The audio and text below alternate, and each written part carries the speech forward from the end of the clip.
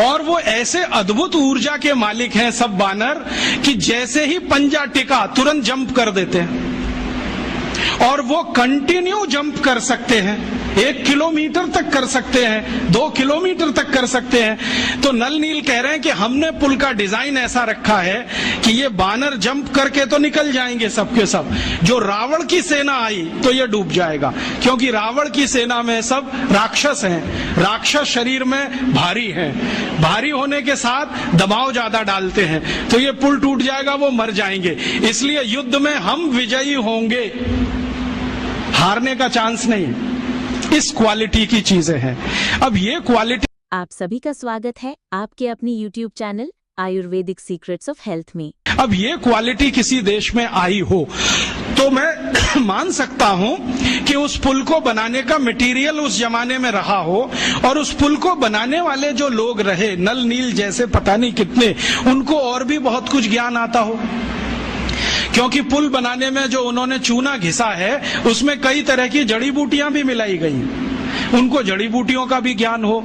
तो इससे यह सिद्ध होता है कि उस जमाने का कंस्ट्रक्शन इंजीनियर जड़ी बूटियों का भी ज्ञाता होता होगा। हो सकता है आयुर्वेद भी उसको आता होगा। और राम की सेना में तो वैद्य सुषेण तो मुख्य वैद्य हैं, लेकिन राम जी की सेना में तो थोड़ी बहुत वैद्य की सब कर लेते, सीता जी भी कर लेती, उनको भी जड़ी बूटियों का ज्ञान। लक्ष्मण भी कर लेते हैं, राम खुद सीख गए हैं बहुत कुछ। तो इन घटनाओं से मैं कहना एक ही बात चाहता हूं कि शायद ये लाखों साल पुरानी विद्या है, ये 10-20 हजार साल की विद्या नहीं है। और ये लाखों साल पुरानी विद्या टिकी कैसे, आज तक जिंदा है।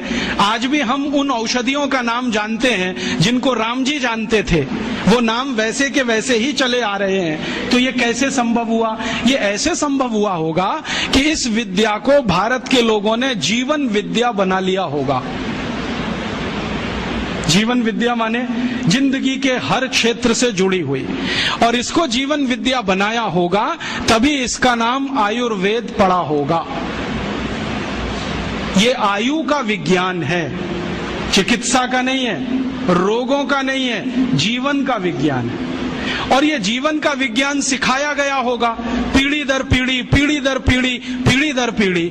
और ये शायद घरों में ही संभव है, क्योंकि घर में ही ज्यादा समय लोगों का बीतता है। तो शायद हर घर भाषी को ये ज्ञान मालूम होगा। पीढ़ी दर पीढ़ी वो ज्ञान जो आया वो आज तक चला आया, और इतना अद्भुत है कि हमारे दादा दादी, नाना नानी, चाचा चाची, मामा मामी, मौसा मौसी सब इससे भरपूर हैं, सबके पास ये भंडार के रूप में है। फिर एक प्रश्न उठता है, बहुत लोग मुझे कहते हैं हमारे यहाँ लाखों साल ऐसे चला आया परंपरा से, तो पिछले 1000 साल में ये डूब कैसे गया, इसका महत्व कैसे कम हो गया, कारण क्या रहा इसका? इसका कारण एक कहानी है। अंग्रेज आ गए, अंग्रेजों से पहले फ्रांसीसी आए, उनसे पहले पुर्तगाली आए, पुर्तगालियों से पहले मुगल आए, उनसे पहले हूण आए, शक आए, सबने लूटा इस देश को। और जो बाहर से आया हुआ लुटेरा होता है ना, उसका एक ही धर्म है कि वो यहाँ से जो भी कुछ है लूट कर ले जाए।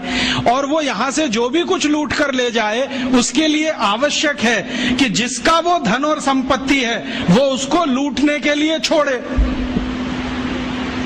तो हमने शायद ये लूटने के लिए छोड़ा होगा और उन्होंने इसको लूट लिया होगा। हमने इसको लूटने के लिए क्यों छोड़ा होगा? कोई तो कारण होगा इसके पीछे। तो बहुत दिनों से सोचते सोचते मैं एक नतीजे पे पहुंचा हूं कि शायद एक कारण ये रहा हो कि हमने प्रकृति की दी गई इस संपदा को अपने पास इतनी अधिक मात्रा में उपलब्ध होने पर मान लिया कि हम तो सुरक्षित हैं। जैसे घर में बहुत सारा धन धान्य हो ना तो गरीबी की कल्पना नहीं आती, घर में बहुत सारा पैसा हो ना तो बेरोजगारी की कल्पना नहीं आती, घर में सब कुछ भरा पूरा हो तो अभाव का जीवन क्या होता है पता ही नहीं है। तो यहाँ सब भरा पूरा था, हमें कल्पना ही नहीं थी कि एक दिन ये लुटते लुटते इतना कम हो सकता है कि हमारे लिए विदेशों से लाना पड़े। ये एक कारण रहा हो। ये कारण तो नहीं मैं मानता हूं कि हम कमजोर थे और विदेशी हमसे मजबूत थे इसलिए हमको वो परास्त कर गए युद्ध में और हम लुट गए। अगर हम कमजोर ही थे तो पृथ्वीराज चौहान कहां से आ गए? महाराणा प्रताप कहां से आ गए, शिवाजी महाराज कहां से आ गए, झांसी की रानी लक्ष्मीबाई कहां से आ गई, और पृथ्वीराज चौहान और राणा प्रताप में कोई तो यूनिक डीएनए रहा होगा, ऐसा तो नहीं है। कोई राजा अपने दुश्मन को बार बार हराए और हराने के बाद हर बार उसे माफ कर दे तो वो तो वीर नहीं महावीर होता है। ये जेनेटिक मटेरियल तो भारत में ही दिखाई देता है, दुनिया में कहीं नहीं है।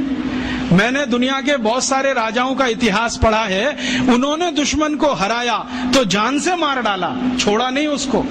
हमारे यहाँ दुश्मनों को परास्त करते रहे और हर बार माफ करते रहे।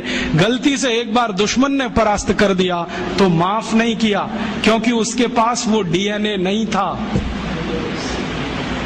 माफ करने के लिए जो जिगर चाहिए ना, उसके लिए कुछ खास तरह का बॉडी कंस्ट्रक्शन होता है, कुछ खास तरह के एंजाइम्स होते होंगे, कुछ खास तरह के हार्मोन्स होते होंगे। तो पृथ्वीराज चौहान में तो होंगे, उनके दुश्मन में नहीं रहे होंगे। तो हम कमजोर तो नहीं थे, हमारा इतिहास बार बार बताता है कमजोर तो नहीं थे, ताकतवर तो थे। तो फिर परास्त कैसे हुए, हारे कैसे? शायद इसी से जो पृथ्वीराज चौहान की कहानी बताती है कि दुश्मन को हराया, छोड़ दिया। हमारे शास्त्रों में एक मंत्र है, वो है तो संस्कृत में, मैं सीधे हिंदी में बताता हूं। वो मंत्र ये कहता है कि दुश्मन को, आग को, कर्जे को और बीमारी को कभी नहीं छोड़ना चाहिए। दुश्मन को, आग को, बीमारी को और कर्जे को कभी अधूरा नहीं छोड़ना चाहिए। दुश्मन को अगर छोड़ दिया तो वो ही मारेगा फिर। भारत की आजादी के पिछले 60 साल का इतिहास गवाह है, हर बार पाकिस्तान को हराया, हर बार हमने छोड़ा। 48 में हराया, छोड़ दिया। 65 में हराया, लाहौर तक हम पहुंच गए, फिर छोड़ दिया। 71 में हराया, फिर छोड़ दिया। कारगिल में हराया, फिर छोड़ दिया। और आज वही पाकिस्तान नाग बन के डस रहा है, हर तीसरे दिन बम ब्लास्ट करा रहा है इस देश में। तो शास्त्र का मंत्र है, मेरा नहीं है, कि दुश्मन को छोड़ना नहीं चाहिए कभी भी। अगर हाथ में आ गया, खत्म कर दो। और शायद यही बात भगवत गीता में कृष्ण भी अर्जुन को समझा रहे हैं, छोड़ो मत इनको। अगर जो तुमने छोड़ दिया तो ये विष बीज की तरह से फैलेंगे, पूरे देश में अधर्म की स्थापना कर देंगे। इसलिए कौरवों को छोड़ो मत, इनके अंतिम व्यक्ति तक संहार करो। शायद कृष्ण को शास्त्रों का ज्यादा ज्ञान रहा होगा, पृथ्वीराज चौहान को उतना नहीं रहा होगा। कृष्ण को ये जो ज्ञान था शास्त्रों का, उसी का अंतिम परिणाम था कि कौरवों में से कोई बचा नहीं। शायद पृथ्वीराज चौहान को ये ज्ञान किसी ने दिया होता तो मोहम्मद गौरी पहली बार में ही खत्म हो गया होता और भारत का इतिहास कुछ और ही होता। तो ये ज्ञान की कुछ कमी रह गई। और आज के व्यवहारिक जीवन में भी हम जानते हैं कि अगर आपने आग को जलता हुआ छोड़ दिया तो वो घर को जला देगी, गांव को भी जला देगी। अगर कर्जे को बकाया छोड़ दिया तो वो कर्जा आपको जिंदगी भर के लिए जर खरीद गुलाम बना देगा। और जो बीमारी को थोड़ा भी छोड़ दिया तो वो आपको पता नहीं किस स्वरूप में पटक देगी ले जाके। तो ये ज्ञान की कुछ कमी आई होगी हम में, शायद हजारों साल की गुलामी में ज्ञान कम हो जाता होगा। मेरे एक गुरु हैं जिनका नाम है श्री धर्मपाल, बहुत बड़े इतिहासकार हैं। वो बार बार मुझे ये कहते हैं कि देखो, जिस देश में गुलामी आ जाती है, जिस समाज में गुलामी आ जाती है, उस समाज का सब कुछ चला जाता है। उनका ज्ञान चला जाता है, उनकी परंपराएं चली जाती हैं, मान्यताएं चली जाती हैं, व्यवस्थाएं टूट जाती हैं, सब कुछ चला जाता है। तो शायद 1200 साल की गुलामी ने ज्ञान में कुछ कमी लाई हो और ये हम सोचना भूल गए हों कि दुश्मन को अधूरा मत छोड़ो। इसी कारण से हम परास्त हुए, बाकी कोई दूसरा कारण नहीं था। ईस्ट इंडिया कंपनी से भारत के राजाओं के जो संघर्ष है ना, उसमें भी यही कहानी दिखाई देती है। 1825 में दक्षिण भारत में एक बड़ी रानी है जिसका नाम है कित्तूर चेन्नम्मा। वो अंग्रेजों को परास्त करती है, युद्ध में हराती है और उनको बाइज्जत बरी कर देती है कि जाओ तुम। दक्षिण भारत का एक राजा है हैदर अली, जो बार बार अंग्रेजों को हराता है, हर बार छोड़ देता है। उसी का बेटा है टीपू सुल्तान, बार बार हराता है, छोड़ देता है, लेकिन एक बार टीपू सुल्तान हार जाता है तो अंग्रेज उसका मर्डर कर देते हैं, छोड़ते नहीं। तो हम अपने ज्ञान से कहीं वंचित हुए होंगे। दुश्मन को छोड़ना जो हमने सीख लिया, शायद वो हमारी पराजय का बड़ा कारण था। और उस पराजय में हमारे यहाँ सब कुछ चला गया, ज्ञान चला गया तो जड़ी बूटियां भी चली गई होंगी, हमारी शिक्षा भी गई होगी, व्यवस्थाएं भी गई होंगी।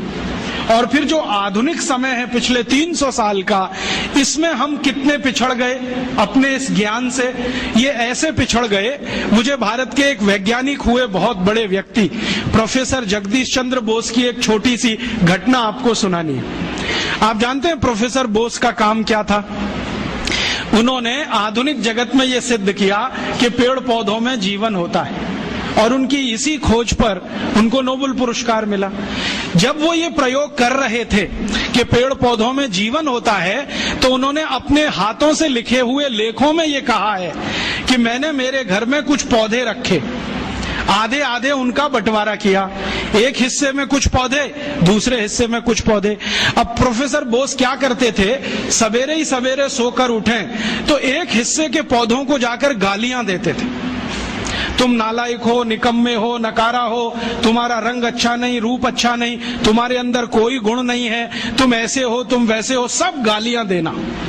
और दूसरी तरफ के जो पौधे थे उनको वो प्रशंसा करते थे, तुम बहुत अच्छे हो, बहुत सुंदर हो, तुम्हारे गुण बहुत अच्छे हैं, रूप रंग बहुत अच्छा है, तुम तो गुणों की खान हो, ऐसा ऐसा रोज बोलते थे। फिर प्रोफेसर साहब खुद अपने लेख में लिखते हैं 6 महीने तक उन्होंने ये किया और दोनों ही पौधों को पानी बराबर दिया, खाद बराबर दिया, समय पर सब कुछ दिया, लेकिन कुछ पौधों को गालियां दी और कुछ को प्रशंसा किया। 6 महीने के बाद परिणाम ये हुआ कि जिन पौधों को गालियां दी गई वो सब सूख गए, सब सूख गए, एक भी हरा नहीं बचा, और जिनकी प्रशंसा की वो 2 गुने से ज्यादा बड़े हो गए। तो प्रोफेसर साहब लिखते हैं कि ये पौधे भी गालियां और प्रशंसा को समझते हैं। अब इसको मैं समझाता हूं आज के हिसाब से। भारत को 300 साल अंग्रेजों ने गालियां दिया, तुम नालायक हो, निकम्मे हो, नकारा हो, तुम्हारी सभ्यता खराब है, संस्कृति खराब है, तुमको तो कपड़े पहनना भी नहीं आता, तुमको तो खाना खाना नहीं आता, तुमको सभ्यता का कोई रंच मात्र भी अंदाजा नहीं है, सभ्यता होती क्या है, विज्ञान नहीं जानते, टेक्नोलॉजी नहीं जानते, हम तुमको जो सिखा रहे हैं वही सही है। ये हम सुनते रहे सालों साल। भाई साहब, जब 6 महीने में पौधे सूख गए तो 300 साल में ये भारत भी सूख गया। और इस सूखे हुए भारत ने अपने आत्मसम्मान और स्वाभिमान को इतना गिरा दिया कि हम मानने लगे कि जो कुछ हमारा है वो सब बेकार है, दकियानूसी है, इसमें कोई तथ्य नहीं है, कोई विज्ञान सम्मत कुछ नहीं है, और जो यूरोप से आ रहा है वही अच्छा है, वही ताकतवर है। और ये इतना गहरा घुस गया कि हमारा डीएनए बदल गया, हमारा ब्लड बदल गया, शायद हार्मोन्स का बैलेंस चेंज हो गया, शायद बॉडी के केमिकल्स चेंज हो गए। और ये इतना गहरा घुसते घुसते आ गया हमारे देश के प्रथम प्रधानमंत्री पंडित नेहरू तक के अंदर, जिन्होंने पब्लिकली कहा कि आयुर्वेद में क्या रखा है, इसको तो खड्डा खोद के जमीन में गाड़ देना चाहिए, जो कुछ है वो एलोपैथी में है। और उन्हीं के एक मानस पुत्र अभी बैठे हुए हैं मनमोहन सिंह, जो अभी लंदन गए थे, ऑक्सफोर्ड में भाषण करके आए और बोला कि हम तो अंग्रेजों के बहुत आभारी हैं जो वो भारत में आए, हमको चिकित्सा दिया, न्याय दिया, प्रशासन करना सिखाया, तकनीकी और विज्ञान का अंतर समझाया। ये मनमोहन सिंह का भाषण है ऑक्सफोर्ड यूनिवर्सिटी का पिछले साल का, जो लंदन के अखबारों में छपा, और कई अखबारों ने टिप्पणों गालियां देते रहे। हम भी सूख गए, और सूख गए तो अपनी विद्याओं के प्रति निराशा, अपने ज्ञान के प्रति अविश्वास, अपने अंदर आत्मविश्वास की कमी, ये सब हो गया इस देश में। और इसी के चक्कर में सब छूट गया, और वो ऐसा छूटा कि विदेशियों का शासन भी आ गया। उन्होंने क्या किया कि धन के प्रवाह की दिशा बदल दी। पहले भारत में जब अपना शासन रहा होगा तो सबसे ज्यादा रिसर्च आयुर्वेद पे हुआ होगा, फिर अंग्रेज आए तो उन्होंने एलोपैथी को केंद्र बना दिया, और उस एलोपैथी पर ऐसे फंड्स उन्होंने लुटाना शुरू किया कि भारत के बजट का सबसे बड़ा हिस्सा एलोपैथी के हाथ में। आज भी मालूम है 2006 में भारत के बजट में चिकित्सा का जो कुल खर्चा है, एलोपैथी का खर्चा 98% है और होम्योपैथी, बायोकेमिक, आयुर्वेद, यूनानी बाकी का 2% है।